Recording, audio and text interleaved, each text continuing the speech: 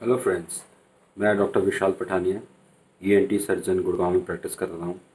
और मैं आज आपको जानकारी दूंगा एक स्पेशल विषय में।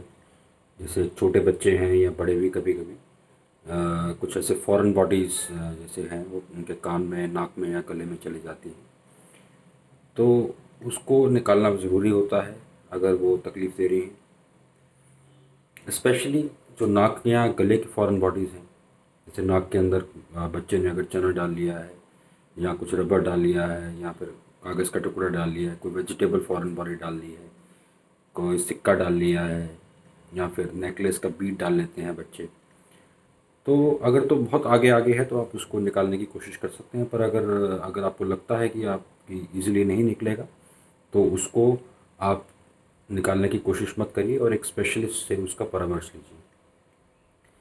नाक की जो फॉरेन बॉडीज़ हैं वो सीरियस हो सकती हैं और नाक के अंदर इन्फेक्शन कर सकती हैं अगर उनको जांचा नहीं गया, अगर उनको ठीक ढंग से निकाला नहीं गया, या वो कभी कभी जब बच्चा सांस लेता है तो उनके फेफड़े में जाने का खतरा रहता है, तो वो जानलेवा हो सकती हैं।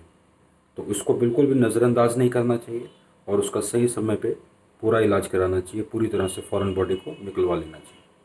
उसी तरह से कुछ फॉरेन बॉडीज़ आती हैं, जैसे कि फ़िश बोन है, वो गले में अटक जाती है, या जीरे का दाना या कुछ ऐसा है जो टॉन्सिल में ज़्यादातर फंसा रहता है या फिर गले के ऊपरी भाग में फंस जाता है। इसमें से काफ़ी जो इस तरह की फॉरेन बॉडीज़ हैं वो तो हम ओपीडी में ही निकाल देते हैं एंडोस्कोपी करके, लेकिन कभी कभी इसके लिए जनरल एनेस्थीसिया भी देना पड़ता है अगर वो हमारी रीच से बाहर है या फिर गले के नीचे वाले हिस्से में जाके अटक गई है। उसी तरह की फॉरेन बॉडीज़ होती हैं, कभी कभी बच्चे सिक्का निकल लेते हैं या फिर कभी कुछ ये बैटरी होती है जो कि टॉयज़ में यूज़ होती है। वो बहुत डेंजरस फॉरेन बॉडी होती है क्योंकि वो उसमें से एसिड लीक कर सकता है और वो अंदर कोरोड कर सकता है वॉल्स को, और वो जानलेवा हो सकती है। तो उसको भी नज़रअंदाज नहीं करना चाहिए। अगर आपको लगता है कि बच्चे ने ऐसी कोई बैटरी नाक में डाली है, गले में डाली है, तो उसका इमीडिएटली इलाज करना चाहिए।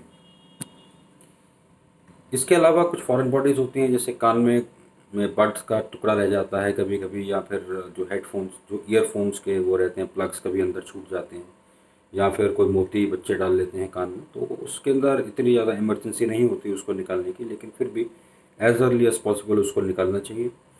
और वो भी वैसे ही ओपीडी में माइक्रोस्कोप के ज़रिए हम उसको निकाल देते हैं।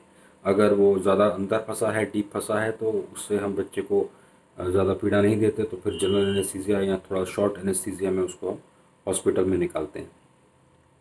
तो ये कुछ जानकारी थी जो मैं आपको देना चाहता था कि कुछ फॉरेन बॉडीज़ हैं जो कि जानलेवा भी हो सकती हैं, ख़तरनाक हो सकती हैं, तो उनको नज़रअंदाज नहीं किया जाए और उनको डिले नहीं किया जाए उनकी ट्रीटमेंट में। ख़ास करके जो नाक में है और ख़ास करके जो गले के अंदर है, क्योंकि इंपॉर्टेंट स्ट्रक्चर्स होती हैं हमारे गले के अंदर। अगर उनको पियर्स कर दे तो ब्लीडिंग और इन्फेक्शन हो सकती है, जिसके कारण मोबिलिटी बढ़ सकती है और तकलीफ़ बढ़ सकती है। तो अगर आपको लगता है कि किसी तरह की फॉरेन बॉडी आपके बच्चे ने या फिर आप के खुद के कान में ऐसा कही है, तो उसको आप उसके लिए जल्दी परामर्श लीजिए और उसका उसका जल्दी इलाज करवाइए ताकि वो ज़्यादा तकलीफ़ ना दे। Thank you.